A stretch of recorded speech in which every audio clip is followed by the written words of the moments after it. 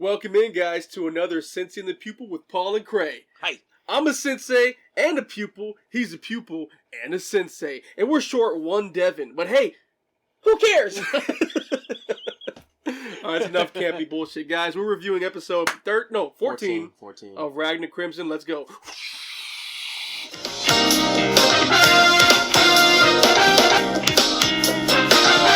Alright, so episode 14, so we jump right back into the bang. You know, like the big fight is kind of culminating between the what are they called? Damn it, Starlia's group.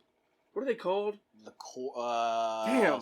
Something core. Argentum core. Argentum core. Yeah, something. Argentium core. Some stupid, name that Japan probably looked up in our dictionaries. Like, this sounds cool. I think it's a color. I don't know. It come from me right now. The Argentum core is going against Otozoro's genius brain. Okay, like we start off. The very first thing we see is him talking about the magic circle that they're trying to teleport away from. Cool. Right. We're all understanding. You got to kill dragons, take their magic so they can get out of there and escape. Right. We're all on board. But they have about 1,500 civilians with them. Maybe it's 1,000, maybe it's 1,500 that are with them to try to protect and take with them. Right.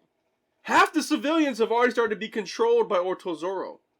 So what he's doing is basically he's sending other people as well from outside the civilian group into that group, so they need more magic. Twice as much. Yes. Genius chess move by the boy Otozoro, who's quickly become one of my favorite superior dragons.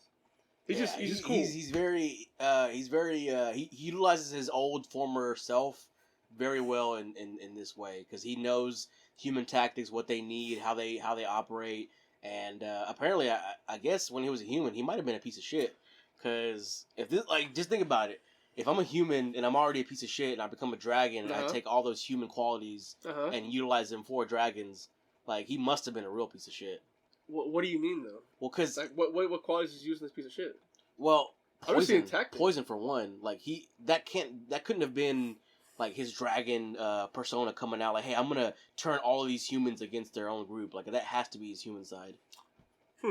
Interesting. I didn't think about it from that perspective. I mean, I knew he's definitely one of those bad guys, just like like cackling, like like pretty hair, yes, beady eyes with glasses, and normally those kind of guys are dicks, in all facets of their being, Right.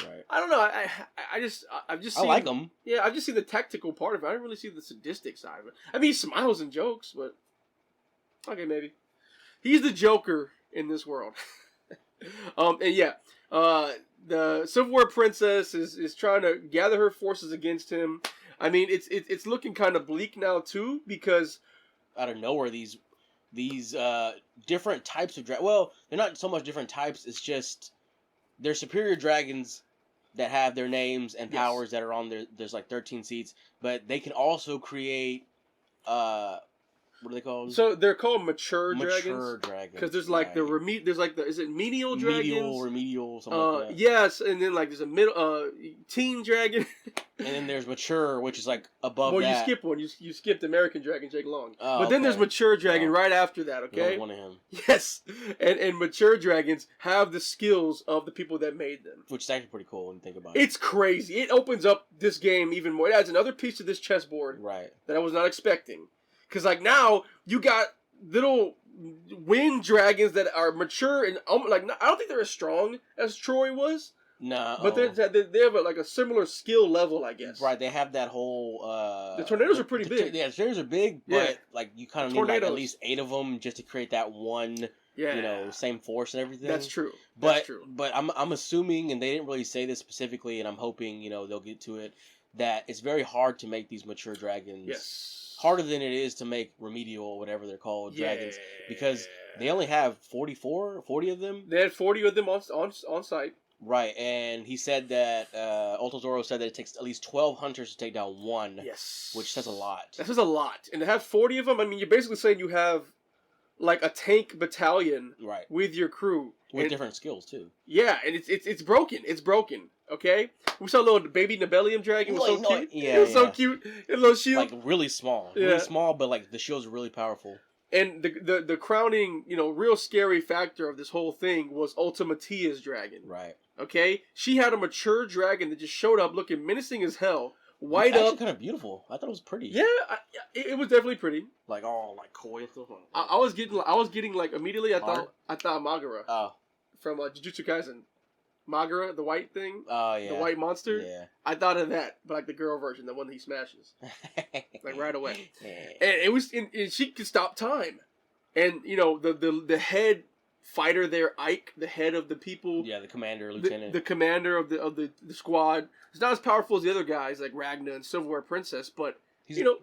Yeah, they love him. He's real loyal. Yeah, he's a good fighter too. Right. Yeah, he noticed, you know, how to stop it even in time stop. Dude, I didn't think he was gonna block that time. He stopped. He did. The dragon stopped time, and he still blocked the attack. And he was able to like say like, you know what? Yeah. There's no way she can keep doing this time stops like repeatedly. So there must be a limit. And dude, he almost got her. Even she was like shocked, like, she had to back away. That's cool. He had a shot. Yeah. But in the end, we knew that he didn't really have much shot. Right. And luckily, Ragna walks. I'm sorry, Crimson. I'm sorry.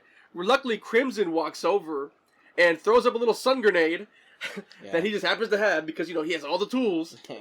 And he's like, "How do you stop a dragon that can stop time? You make their world a living hell by the stop time of sun glare." Oh, it was so cool. That was actually pretty cool. And not only that, it makes sense though too. It does make sense because you stop time with the sun, so you're stuck frozen there. Right. It's fire. It lasts forever. Right. Well, literally. For a long time, yeah. Literally, that's fire. Because they can't live in sunlight. They cannot. Yeah, dragons can't live in sun, which we talked about the first episode. They're basically vampire dragons. They can't live in sun. Yeah. Tell them what Crimson did right after that. That really just drew me into Crimson. Well, they're being Well, Crimson already knows what's going on. He knew or she knew like already that hey, we're losing time here. We only have a limited amount of time before we're overrun. Otozoro is slowly but surely turning civilians against us and really is turning the timetable around. So what can we do to counteract this? Hey, let's brainwash some of our own civilians, which he did. He pretty much hypnotized the remaining 1,500 civilians and had them all grab like M14s. And yeah, they had guns. Okay, yeah, I can't get over that. And they're all smiling. They're just. Yeah, they were smiling like they were just nothing could bother them because they were hypnotized. Right. By our boy Crimson, and the whole reason to do it was to whittle down the herd. In reality, he wanted to whittle them down so they could use less magic to escape, which was the counteracting Altozoro's plan. Right. Genius move by Crimson. Love him so much. And we in the episode real quick, Starlia gets hit by one of the big dragons, mature dragons. She gets hit and gets knocked down. And Starlia controls the flying force in the sky of her hunters, those ships that they ride. Right. She controls the propulsion. They aim, she controls the propulsion. So with her knocked out, it takes out their whole sky force. Pretty much. So that's a big L right there. Which was their one advantage that they had. They had air superiority for some reason. Yes, because they're going against dragons that can't fly. Meanwhile, while that's happening, real quick, you see the top scholar or mage, whatever you want to call them, that are part dragon. He gets attacked by the 13th seat, and this tiger-looking shadow creature dragon. Ursha Garoon. Yeah, Garon, whatever his name is. Dumb name we'll never hear again. Right, because he dies. He dies instantly by... The 13th seat, bro. Yeah, that's pretty low, though. But he's the guy... The guy that Ragna killed was the 12th seat. Right. No, he was the 10th seat. Well, he killed a few of them, actually. Yeah.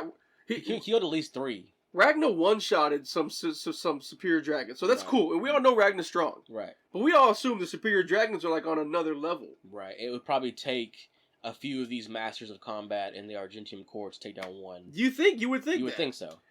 But this guy takes him down with this weird he even calls it a dragon arm. His whole arm, I don't know if he's a dragon, it belongs to a dragon. They never really get into that. Well, the last episode, they briefly touched on it. Briefly. The Thermituge or something like and they have dragon blood inside. Yeah. They have dragon blood. Those 2 little girls in the air have it. He has it. And I guess a lot of those black cloaks, I'm assuming that most of them have a little bit of dragon blood. I don't know how the power scale is. You'd think so. I would think so. Right. Or there's some kind of mage adjacent. You'd think so. And they're assuming that Crimson is also a thaumaturge because that's what he told them.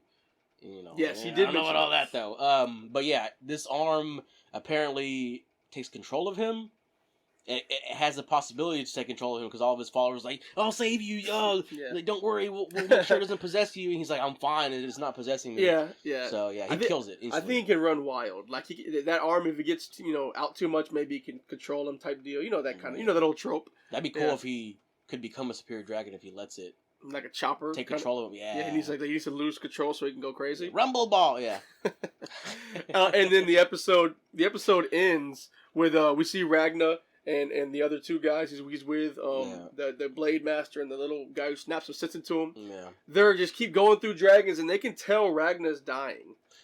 Yeah. Like they can tell he's weak. It's like, this guy's persistent. He just keeps going. Why doesn't he stop? Is he 1 foot in death's door? Like he's obviously his body's breaking down. Right. But he just also getting stronger. He's also getting strong. He just surpasses his limits. Yeah. How Goku of him. How Yami of him. If he has limits, just surpass him. Whatever. I mean, what else can you do? Whatever. Die? Apparently, he feels like his getting closer to death is bringing him to how he used to feel in the future. Right. How he used to feel in the future. And then they do a quick flash to his future self just posing for some reason. So I was at death's door every day or something. Yeah. So I guess he's going into muscle memory mode. Which is actually dangerous because Ultra Zoro was waiting for somebody to appear that matches the description of. Ooh, I forgot about that. And I'm afraid my prediction is that he'll accidentally unleash his full power, and then Ultra Zoro will be like, "Hey, number 2, can you come wreck this guy?" Walter Kamui, right now. Kamui's gonna be so cool. That's fire. I could see that happen in the first season too. This is how you streamline a first season with an OP character. Right. It's all working really, really well. I don't feel like there's any ass pull so far. No, they're explaining a lot of shit, man. Yeah, they are. And like it happens. It's not ass pully because it's not like because they mentioned some of this. Yeah, stuff. they're bringing it up before it happens, so it's not like you're just seeing some heart move.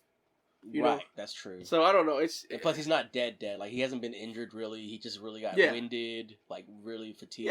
Yeah. He's like about to pass out fully, and his eyes are white. Like he should really stop fighting. He should. Because I hope it doesn't go into the territory where it becomes ass pully. I just don't want that. Just be more realistic. We'll see. I mean, we'll see. Give him an M14. Guys, we are Sits in the Pupil.